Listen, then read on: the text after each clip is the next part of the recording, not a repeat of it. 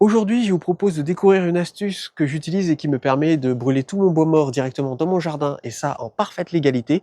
Grâce à cette astuce, ça me permet de ne plus être obligé d'aller en déchetterie traditionnelle et du coup ça me fait économiser du temps et de l'argent. Et en plus, ça me permet de revaloriser tous ces déchets de bois, ça me permet de transformer tout ça en énergie et du coup de faire des économies tout au long de l'année en profitant de mon jardin plus tôt dans la saison et même plus tard, idéal pour les intersaisons comme ceux qu'on a actuellement. Allez, c'est parti! Je m'appelle Alex et comme pour beaucoup de Français, mes fins de mois sont difficiles. Très difficiles. J'ai donc décidé d'élaborer des stratégies mêlant sobriété et autoproduction me permettant de faire des économies tout en gagnant en qualité de vie. J'ai créé un potager vertical en permaculture produisant beaucoup de légumes toute l'année, même pour une petite surface. Il couvre l'intégralité de nos besoins en fruits et en légumes, soit 1 400 € par personne et nous permettant donc d'économiser à deux 2 800 € par an. Alors ça c'est sur le papier, faut pas oublier que faire un potager ça entraîne également des frais, tels que l'eau, les graines. Pour le chauffage, j'utilise du bois que je récupère un peu partout, nous permettant d'économiser 670 € d'électricité par an par rapport à nos anciens chauffages électriques. De ce côté, nous avons le bois des palettes cassées que j'ai récupérées, et de l'autre côté, c'est le bois jusqu'ici, des gens qui s'en débarrassent. Vivre en sobriété, donner une seconde vie aux déchets, je m'inspire du mode de vie de mes ancêtres et des anciennes civilisations qui nous ont précédés. Passionné par les nouvelles technologies et la low-tech, je les utilise pour gagner du temps et réaliser des tâches en quelques minutes que les anciens mettaient des heures à réaliser. Ah, vous avez entendu? Ça c'est la serre qui s'arrose automatiquement via l'eau de pluie. J'admets que le bricolage n'est pas mon fort. Je filme tout ce que je fais pour vous le partager ici. Voici mon histoire. Abonne-toi. Bon, vous le savez tous, dans la législation française, il est interdit de brûler ses déchets de jardin directement dans son jardin. Et ça pour plusieurs raisons. La première raison consiste à nous faire raquer toujours plus en nous obligeant à aller en déchetterie pour pouvoir nous débarrasser de tous nos déchets de jardin. Et la seconde raison, c'est qu'on paye les pots cassés d'imbéciles qui font n'importe quoi, qui font des gros tas de bois et qui foutent le feu sans contrôler le feu, qui font des grands feux sur de l'herbe sèche, qui font des feux également en mettant tout et n'importe quoi à l'intérieur, des feuilles vertes, du plastique, en fumant ainsi tout le quartier. Et en plus, dans un tas de bois comme ça, un hérisson peut vouloir y faire son nid à l'intérieur, des lézards et également toute une biodiversité. Et du coup, toute cette biodiversité meurt ainsi brûlée, et ça totalement bêtement. Moi, je vous propose d'être plus malin qu'eux en brûlant tous vos déchets de bois de façon responsable et en transformant tout ce bois en énergie pour vos loisirs. Parce que des déchets verts, mine de rien, on en produit pas mal, même dans un tout petit jardin. Regardez-moi tous ces déchets de bois que j'ai laissés au sol volontairement. Comme ça permet à ce que la biodiversité vienne coloniser les lieux et vous voyez, les poules, elles y trouvent après plus tard de la nourriture en fouillant tout ce bois qui se décompose au sol. J'ai encore tout ça, et ça c'est ce que j'ai produit juste cette année. Donc là, toutes les petites branches vont finir dans le broyeur et après être intégrées au potager. Mais par contre, vous voyez, toutes les grosses branches là, ça ne rentre pas dans le broyeur. Et il va falloir les gérer différemment. À l'origine, pour pouvoir profiter du jardin pendant les intersaisons et pouvoir faire des soirées en extérieur entre amis, on utilisait ce type d'appareil. C'est un chauffage d'extérieur, un chauffage de jardin. C'est exactement les mêmes chauffages que l'on retrouve sur la terrasse des cafés. Ça fonctionne par rayonnement. Mais le gros problème, c'est que vous imaginez bien que ça consomme à fond, ça a vraiment une consommation électrique de malade et ça a un énorme impact sur la facture d'électricité. À la fin, je me servais de ce chauffage plutôt pour chauffer l'intérieur de la maison et comme ça a évité de chauffer dans le vent pour rien. Alors que pourtant, il y a toute cette énergie qui traîne ainsi dans le jardin et que la plupart des particuliers amènent en déchetterie. Sauf que dans la législation française, il est interdit de faire un feu dans son jardin, surtout quand on habite en ville, mais il y a quand même deux exceptions à la règle. Il y a le barbecue. Sauf que le problème, c'est qu'aller mettre tous vos déchets de bois comme ça à l'intérieur de votre barbecue, vous allez mettre un temps fou. Mais il y a aussi le Brasero. Bingo! Alors voilà, mon Brasero low cost, c'est un Brasero qui me permet de passer des soirées entre amis en extérieur tout en me débarrassant et tout en brûlant mon bois mort. Il se compose d'une plaque qui me sert de table d'appoint quand je m'en sers pas en tant que Brasero. Et en plus, c'est très pratique pour pouvoir y poser dessus des assiettes, des verres, etc. J'ai une grille qui me permet de transformer le Brasero en barbecue une fois qu'il n'y a plus que des cendres à l'intérieur. Et il se compose de 8 parpaings qui sont posés les uns sur les autres et qui sont juste posés et collés entre eux. Alors pourquoi il est aussi minimaliste? C'est parce que la législation française est complètement débile à ce niveau-là. C'est-à-dire que, le saviez-vous ou non, mais il est interdit d'utiliser un Brasero fixe dans son jardin. On pourrait faire un truc très beau avec des belles pierres rondes en cercle et mettre des graviers autour et pourquoi pas une belle bordure. Cela permettrait de limiter les potentiels incendies. Mais non, malheureusement, ils veulent uniquement que les Brasero soient mobiles. Donc du coup, techniquement, mon Brasero, il est mobile, c'est-à-dire que là, les parpaings, je peux les prendre et les déplacer si je veux. Quand j'étais paysagiste, j'avais entendu parler de l'arrivée d'une toute nouvelle génération de Brasero, qui sont les Brasero sans fumée. Et du coup, je me suis dit que ça serait intéressant d'en tester un dans cette vidéo. Alors autant les Brasero sans fumée, c'était avant hors de prix, autant maintenant, Vevor en a sorti un qui est 3 fois moins cher que les marques qui faisaient des Brasero sans fumée initialement. Donc on va découvrir ce que ça donne et on va le tester dans cette vidéo. Hop. Déjà il est plutôt bien emballé, bien protégé. Ouais. Voilà la bête.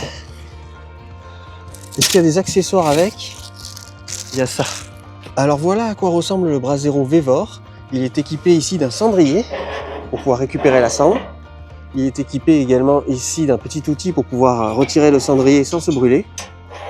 Il a également des pieds qu'il faudra rajouter après en dessous pour pouvoir le surélever.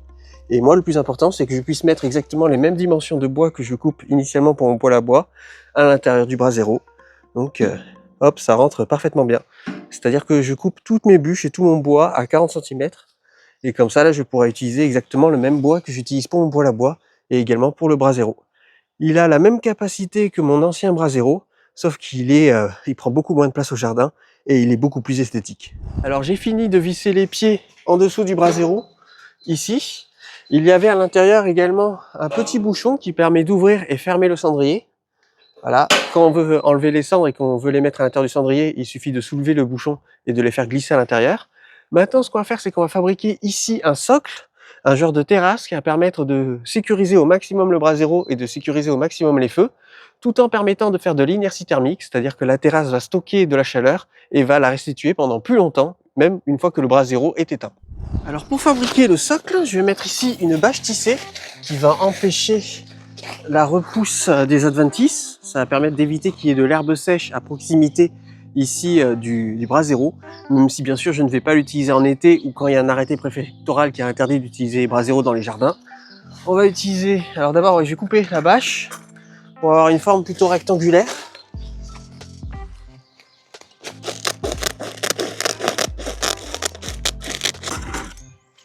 Je vais utiliser des agrafes pour fixer la bâche. Maintenant ce que je vais faire, c'est que je vais mettre des dalles autobloquantes. Voilà, et ça fait un rendu qui est plutôt esthétique. Finalement ça n'allait pas, donc j'ai pris mon sac de sable que j'avais prévu au cas où. Comme ça au moins ça sera tout bien aligné.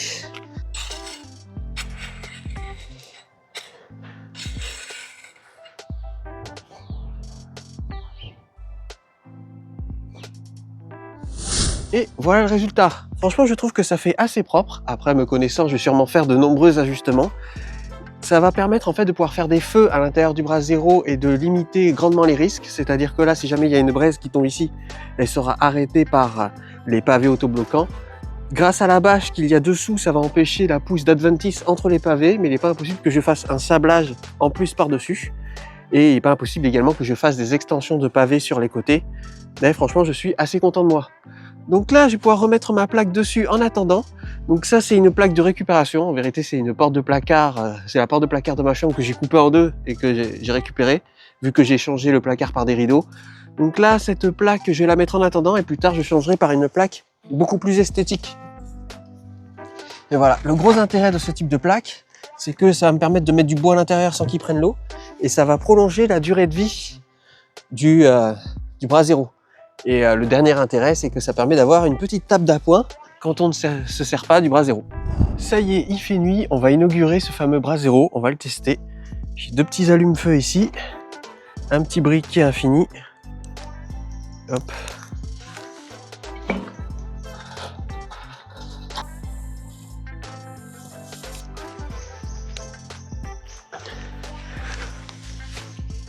Voilà, j'ai tout prévu, des petits marshmallows, de quoi se mettre bien. Franchement, ça va être nickel. Hop, je mets des petites branches au-dessus. Et maintenant, il n'y a plus qu'à attendre que ça prenne.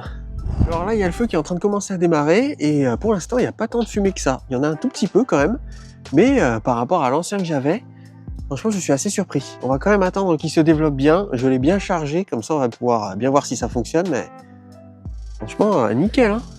Et puis on peut s'approcher, on n'est pas enfumé comme ce que ça faisait avec mon ancien Brasero. Et puis c'est agréable. Hein. Là, ça aurait été mon ancien Brasero. Là, il y aurait un gros nuage de fumée. Il faudrait se déplacer en fonction du nuage de fumée pour ne pas l'avoir dans la tête. Là, je suis assez impressionné.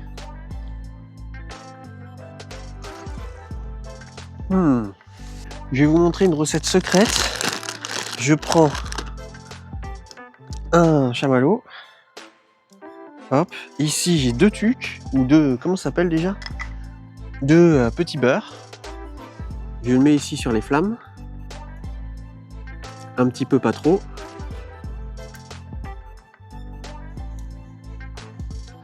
Voilà. Après je le mets entre les 2 petits beurres. Et voilà. Et là ça fait un petit sandwich fourré au marshmallow. Je sais pas si vous arrivez à voir.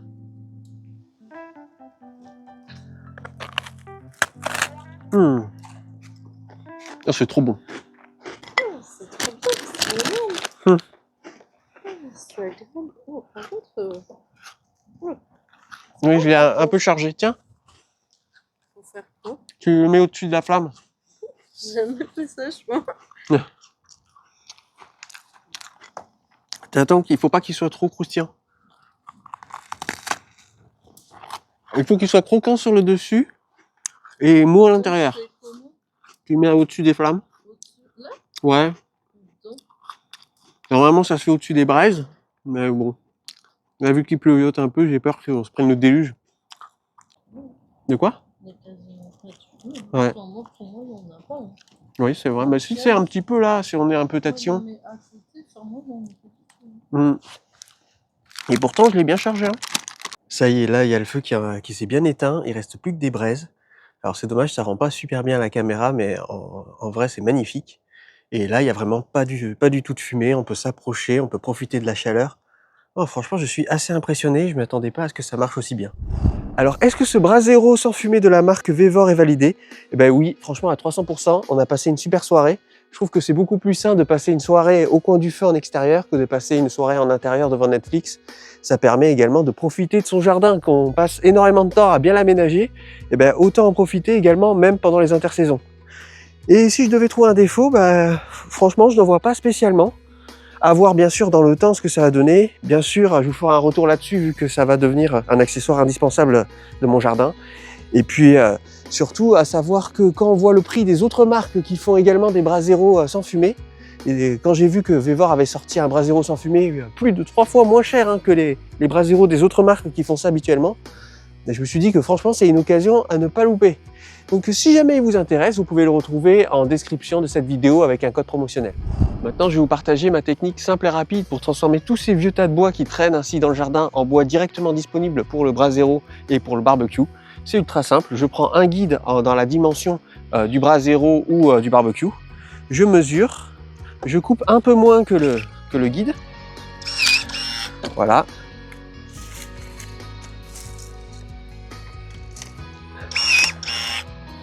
Toutes les petites branches comme ça je les passe au broyeur, comme ça je m'en sers directement pour mettre dans les massifs. Et par contre, tout le bois qui est comme ça, si jamais il est déjà sec, comme ceci, on peut l'utiliser immédiatement pour son Brasero ou pour son barbecue. Mais le bois qui est encore vert, par contre, il faut le laisser sécher quelque part. Voilà, moi je le laisse sécher sous la terrasse, j'attends qu'il soit bien sec, et après je l'utilise pour ses différents usages. Hop. Alors attention, il y a quand même certains bois qu'il vaut mieux éviter, comme par exemple les bois de résineux, comme le pin, le sapin, l'épicéa, etc. Et il y a d'autres bois qui sont carrément à proscrire, comme par exemple ici, le bois de laurier-fleur, qui peut générer des émanations toxiques, et également le bois qui est traité. Voilà, le bois qui est traité avec des produits, ça, il ne faut pas l'utiliser. Mais par contre, tout ce qui est bois de palette non traité et tout ce qui est bois de taille de vos arbres fruitiers, ça, vous pouvez les utiliser sans aucun problème. Alors bien entendu, tout le bois qui est encore vert avec des feuilles dessus, on va quand même attendre de le sécher avant de l'utiliser. Et pourquoi pas le faire sécher ainsi dans une haie sèche. Et après, ça sèche assez rapidement, le petit bois comme ça. Normalement, à la fin de l'année, vous l'avez à disposition. Avant de vous quitter, je voulais vous faire un retour d'expérience. J'ai remarqué que si on refait un feu par-dessus un lit de cendres, cela diminue grandement la fonction anti-fumée. Ça peut être évident pour certains, mais c'est bon de le rappeler. Donc il vaut mieux vider entièrement la cendre avant de refaire un feu à l'intérieur. J'espère que cette vidéo sur les Brasero vous a plu. Bien entendu, vous n'êtes pas obligé d'en acheter un si vous n'avez pas les moyens. Vous pouvez très bien en fabriquer un vous-même. Mais c'est quand même mieux d'avoir un Brasero sans fumée, ne serait-ce que pour la santé des gens qui sont autour. Et bien entendu aussi, je compte sur vous pour que vous soyez très prudents. Montrez l'exemple, faites très attention à vous. Ne laissez jamais un feu sans surveillance. À partir du moment où vous devez vous absenter, éteignez bien correctement le feu. Un arrosoir rempli d'eau juste à côté, franchement, ce n'est pas du luxe. Et bien sûr, évitez de faire un feu dans votre jardin en plein été lorsque toute l'herbe autour de vous est sèche. Mais dans tous les cas, il fait tellement chaud la nuit en été qu'il n'y a même pas besoin d'utiliser un Brasero. Merci énormément aux membres de la communauté qui permettent la survie de la chaîne en me soutenant financièrement, soit via le Tipeee, soit en cliquant sur le bouton rejoindre de la chaîne. Voilà, une petite vidéo tranquille, le temps que je stocke du matériel, car on va bientôt repartir sur de grosses constructions. Et je vous dis à la semaine prochaine.